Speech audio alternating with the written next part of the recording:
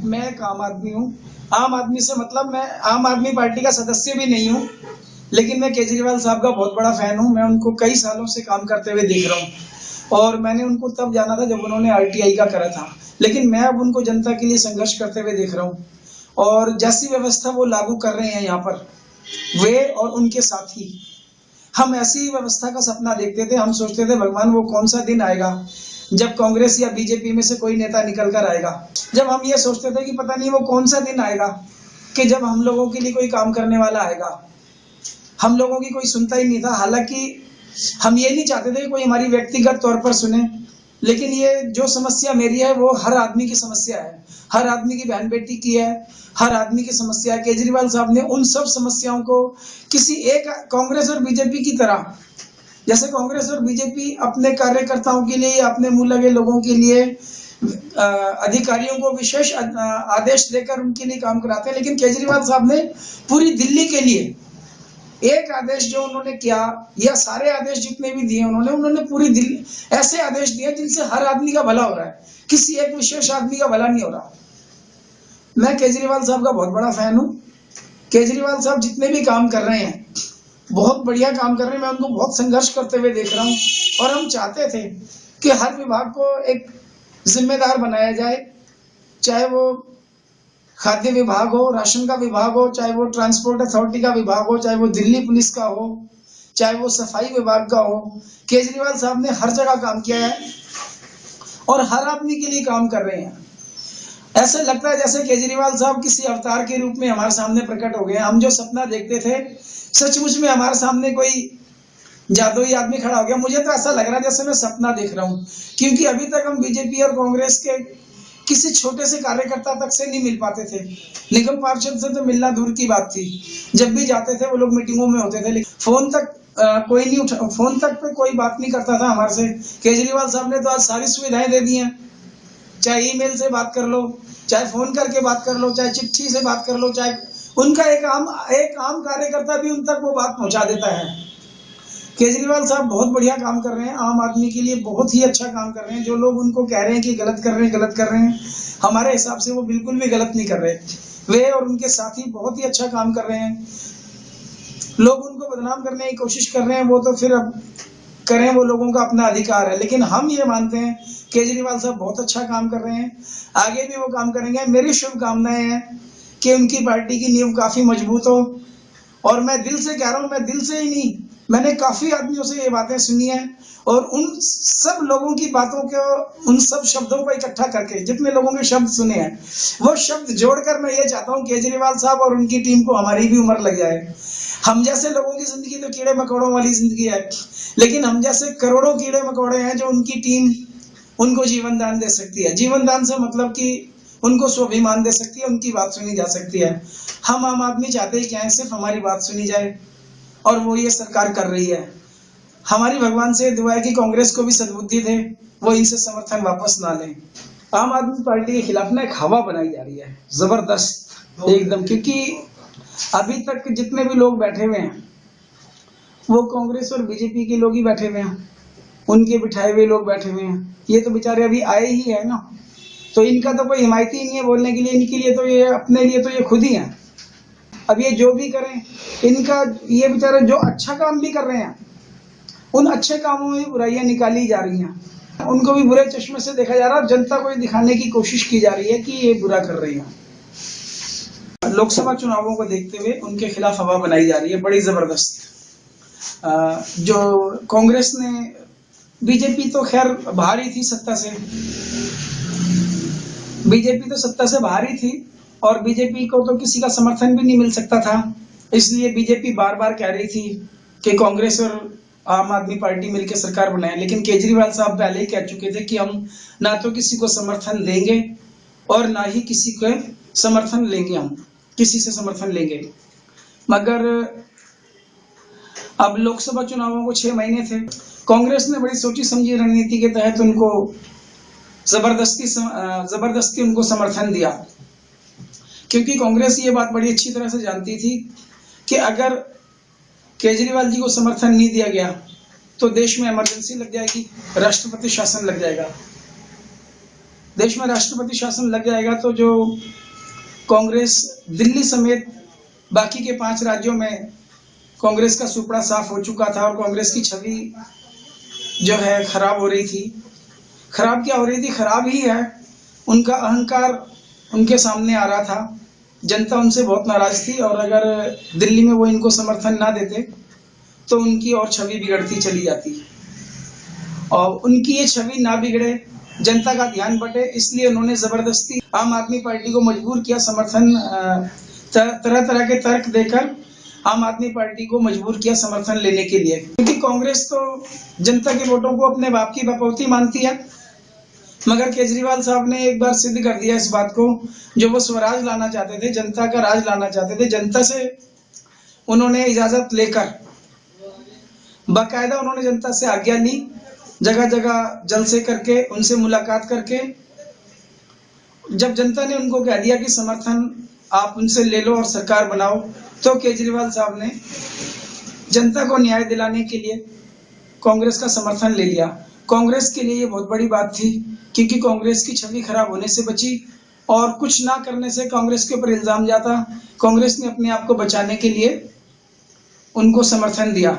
और बीजेपी के लिए एक बहुत बड़ी बात थी। बीजेपी तो चाहती यही थी कि बीजेपी जो सदा से अच्छे कामों का भी विरोध करने वाली पार्टी रही है, वो कांग्रेस और आम आदमी पार्टी दोनों को गुनाहगार ठहराए, बाहर रहकर दोनों को गुनाहगार ठहराए। और कांग्रेस पार्टी ने जब समर्थन दिया उनको, तो यही सोच कर दिया था कि ये काम करेंगे, काम में इनकी गलतियां निकालें, क्योंकि इनको अनुभव नहीं है। इनके कामों में इनकी गलतियां निकाल के जनता का ध्यान बटाएंगे। और वही अब कांग्रेस और बीजेपी कर रहे हैं। इनके खिलाफ एक हवा बनाई जा रही है, जनता में एक तरह का संदेश दिया जा रहा है कि ये लोग नकारे हैं, काम नहीं कर रहे। इन्होंने जनता को गुमराह करके वोट लिए और सत्ता में आके बैठ गए। लेकिन जनता बड़ी अच्छी तरह से देख रही है। केजरीवाल साहब ने आते ही सबसे पहले जो वादे किए थे जनता से, बिजली और पानी के, सबसे पहले केजरीवाल साहब ने उन पर ही कार्रवाई की। बिजली कंपनियों की ऑडिट करने का आदेश दिया। राज्यपाल साहब से मंजूरी लेकर बिजली कंपनियों को ऑडिट कराने के लिए मजबूर किया। जल बोर्ड के कई अधिकारियों को उन्होंने सस्पेंड किया, उन पर कार्रवाई चल रही है, इंजीनियरों पर भी, और जो बड़े अधिकारी हैं उन सब पर कार्रवाई चल रही है, और कई तरह की जांचें और चल रही हैं। सबसे बड़ी बात यह थी, उन्होंने जनता को इसके लिए प्रेरित किया कि जहां भी कहीं भ्रष्टाचार हो रहा है उसका वे समर्थन ना करें, उसका विरोध करें गुपचुप तरीके से। और इस तरह से जब उन्होंने लोगों के लिए हेल्पलाइन बनाई, मेल साइट बनाई, तो उस पे मतलब लोगों की बहुत सारी प्रतिक्रियाएं आ रही हैं। इनमें 2600 से भी ज्यादा लोगों को नामजद किया गया है, कई लोगों को सस्पेंड कर दिया गया है। और इन सब के बावजूद भी कांग्रेस और बीजेपी उनकी गलतियां निकालने पर लगे हुए हैं। और इनमें जो उनके बिठाए हुए लोग हैं, अभी तक तो उन्हीं का शासन चल रहा है। अप्रत्यक्ष रूप से शीला दीक्षित, गवर्नमेंट के लोग ही वहां बैठे हुए हैं, अन्य सभी विभागों में वो लोग बैठे हुए हैं, केंद्र सरकार में वो लोग बैठे हुए हैं। बीजेपी भी दिल्ली की सत्ता में है, नगर निगम के माध्यम से सब उन्हीं के लोग बैठे हुए हैं और उनके खिलाफ एक हवा बना रहे हैं, ताकि लोगों में ये संदेश जाए कि आम आदमी पार्टी काम करने में सफल नहीं हो रही है, जनता के वादे पूरे नहीं कर पा रही है। ये जो विनोद कुमार बिन्नी जी थे, अब हम इनको क्या कहें, ये सब चीजें जनता खुद ही अनुमान लगा सकती है कि वो किन की भाषा बोल रहे हैं। हमें तो खैर उनकी भाषा से कोई मतलब नहीं है, मगर वो अरगनल आरोप लगा रहे हैं। उन्होंने एक धरना करने की कोशिश की जंतर मंतर पर, वो भी उनका फेल हो गया और मजबूरन उन्हें बहाने से उठना पड़ा वहां से कि वो 10 दिन का टाइम दे रहे हैं। वो 10 दिन का क्या टाइम देंगे? जनता देख रही है, केजरीवाल साहब और उनके मंत्री और उनके कार्यकर्ता जनता की हर बात को सुन रहे हैं, अधिकारियों तक पहुंचा रहे हैं, कार्यालयों तक पहुंचा रहे हैं, केजरीवाल साहब तक वो बातें पहुंचा रहे हैं। वो सारी बातें और जनता की जितनी शिकायतें उनको दूर करने की पूरी कोशिश की जा रही है। सबसे बड़ा जो केजरीवाल साहब कर रहे हैं, केजरीवाल साहब ने अभी अनधिकृत कॉलोनियों के लिए किया है, उनके लिए उन्होंने दिशा निर्देश जारी कर दिए हैं। जो जिले के जिला अध्यक्ष हैं या डीएम है वहां के, उनको उन्होंने आदेश दे दिए हैं, वो सब काम चल रहे हैं। इसी की कड़ी में केजरीवाल साहब अपना वादा पूरा कर रहे हैं जनता से। जो लोग कह रहे हैं कि केजरीवाल साहब काम नहीं कर रहे, जो सबसे बड़ा न्याय या सबसे बड़ी ताकत जनता को देने जा रहे हैं, वो उनका जन लोकपाल। जन लोकपाल बस 2-4 दिन में ही पास हो जाएगा।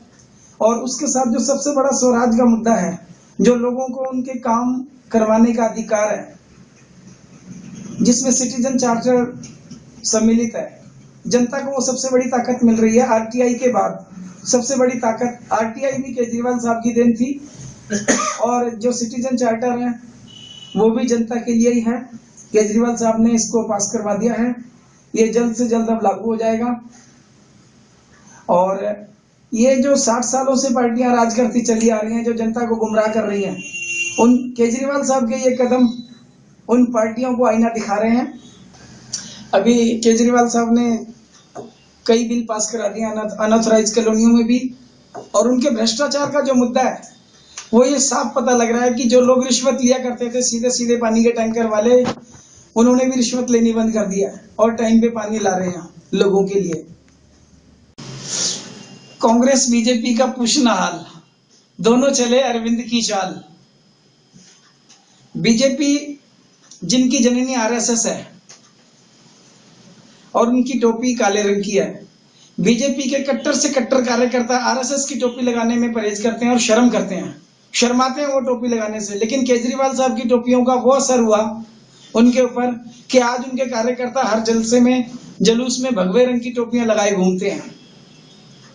ये अरविंद केजरीवाल साहब का असर है उनके काम का। यहां तक कि विरासत में प्रधानमंत्री पद पाए हुए देश के राष्ट्रीय नेता राहुल गांधी जी भी अरविंद केजरीवाल साहब की चाल चल रहे हैं। वो जनता से पूछ के अपने कानून बना रहे हैं, नियम बना रहे हैं पार्टी के लिए। यहां तक कि दिल्ली में जो उन्होंने समर्थन दिया है केजरीवाल साहब का, उनके ऊपर इतना असर हुआ। वो एक राष्ट्रीय नेता है और केजरीवाल साहब सिर्फ दिल्ली के मुख्यमंत्री हैं। राहुल गांधी के नीचे न जाने कितने ही मुख्यमंत्री हैं केजरीवाल साहब जैसे, लेकिन केजरीवाल साहब का उनके ऊपर इतना असर हुआ कि वो ये कह रहे हैं कि हम जनता से पूछेंगे केजरीवाल की पार्टी से समर्थन वापस लें या ना लें। केजरीवाल साहब का ये असर है। लेकिन मैं ये पूछना चाहूंगा, केजरीवाल साहब ने तो समर्थन लेने से पहले कांग्रेस उनके पीछे पड़ गई थी। जैसे एक गाना है, आपके पीछे पड़ गई मैं, पीछे नहीं छोड़ूंगी। कांग्रेस उसी तरह पीछे पड़ गई थी केजरीवाल साहब के पीछे कि भाई आप समर्थन लो। लेकिन केजरीवाल साहब ने जनता से पूछा और उसके बाद समर्थन लिया। मगर अब राहुल गांधी जी उनकी चाल चलकर ये कह रहे हैं जी हम जनता से पूछ के समर्थन लेंगे। राहुल गांधी जी के पास बचा ही क्या है दिल्ली में? 8 आदमी उनके पास हैं, और उन 8 आदमियों के वोटों को भी वो ये समझ रहे हैं कि जैसे कि उन पे उनका अधिकार है। केजरीवाल साहब ने जनता को सीधा सीधा सम्मान दिया, उनको उनका अधिकार माना। लेकिन कांग्रेस पार्टी ने उन 8 सीटों पर अपना अधिकार माना और उन 8 सीटों को एकदम उन्होंने थाली में परोस के केजरीवाल साहब को एक निमंत्रण के तौर पर दिया। जैसे कि कांग्रेस ने केजरीवाल साहब के साथ केजरीवाल साहब की आम आदमी पार्टी का स्वयंवर कर लिया हो, स्वयं उनका वर कर लिया हो। कांग्रेस ने आम आदमी पार्टी के साथ स्वयंवर कर लिया। लेकिन जब उन्होंने स्वयंवर कर ही लिया, स्वयं चुना है, स्वयं उनको उन्होंने समर्थन दिया है, तो अब जनता से पूछने की क्या नौबत आ गई? वो तो जनता पे अपना अधिकार समझते हैं, वोट लिया और वो सोचते हैं अब हम मालिक हो गए। अब उनको क्या जरूरत पड़ गई? क्या जनता से पूछ के समर्थन उन्होंने दिया था उनको? तो ये केजरीवाल साहब का ये असर है। इसीलिए मैं ये कहता हूं कि भाई कांग्रेस बीजेपी का पूछना हाल, दोनों चले अरविंद की चाल। अब ये नकल कर रहे हैं, जनता इनको कितना स्वीकार करती है कितना नहीं स्वीकार करती। नकल के लिए अकल तो चाहिए ना, लेकिन जो सेवा जो समर्पण चाहिए जो केजरीवाल साहब के पास है वो इनके पास नहीं। ये लोग सिर्फ दिखावा कर रहे हैं और केजरीवाल साहब सचमुच में काम कर रहे हैं। जनता से जो राय ले रहे हैं वो सचमुच में जनता से राय लेकर ही कर रहे हैं। ये तो सिर्फ दिखावा कर रहे हैं, हम जनता से पूछेंगे। आज तक तो गए नहीं राहुल जी, सिर्फ लोगों को अपनी तरफ करने की चाल है। आगे भी जो कदम उठाए जा रहे हैं उनमें जो महिलाओं के लिए दस्ता था उसकी भी रूपरेखा तैयार हो चुकी है, जिसमें जिले के और ब्लॉक स्तर पर लोग उन वहां की महिलाएं, युवा लड़कियां शामिल होंगी और उनके अलावा जो प्रशासनिक अधिकारी हैं वो उनकी मदद के लिए तैयार होंगे। उनको प्रशिक्षित भी किया जाएगा ये केजरीवाल साहब के आगे के कदम हैं। धरने के बारे में भी लोग काफी बातें कर रहे हैं। धरने के बारे में भी काफी अफवाहें फैलाई जा रही हैं। लोगों को ये बोला जा रहा है कि लोग दुखी हो गए, दुखी हो गए, दुखी हो गए, दिल्ली थम गई, दिल्ली थम गई। इतने सालों से ये लोग धरने प्रदर्शन करते चले आ रहे हैं, तब दिल्ली नहीं थमती है। इन 60 सालों में शायद अरविंद केजरीवाल जी पहले मुख्यमंत्री थे जिन्होंने जन सरोकारों के लिए, जनता को, आम जनता को न्याय दिलाने के लिए केंद्र सरकार के विरुद्ध पहली बार धरना दिया। ये जनता, उनके दिल में कहीं ना कहीं जनता के लिए छुपा हुआ दर्द था। वो जनता को इस दास्ता से मुक्ति दिलाना चाहते थे। दिल्ली पुलिस, जिसे सेंट्रल गवर्नमेंट या अब तक के बीजेपी कांग्रेस, जिसे ये बीजेपी और कांग्रेस अपने रिमोट के तौर पर इस्तेमाल करते आए हैं, जैसे अंग्रेज लोग स्वतंत्रता आंदोलन के आंदोलनकारियों के विरुद्ध हथियार के तौर पर पुलिस को इस्तेमाल करते थे, उसी तरह ये भी आज भी ये लोग दिल्ली पुलिस को हथियार के तौर पर इस्तेमाल करते चले आ रहे हैं। और दिल्ली पुलिस को इन्होंने इतने अधिकार दे रखे हैं कि वो किसी की कुछ सुनते ही नहीं, क्योंकि दिल्ली पुलिस का पूरी तरह से राजनीतिकरण कर दिया है। वो राजनेताओं के अलावा किसी की बात सुनने को राजी नहीं है। मेरी बहुत बहुत शुभकामनाएं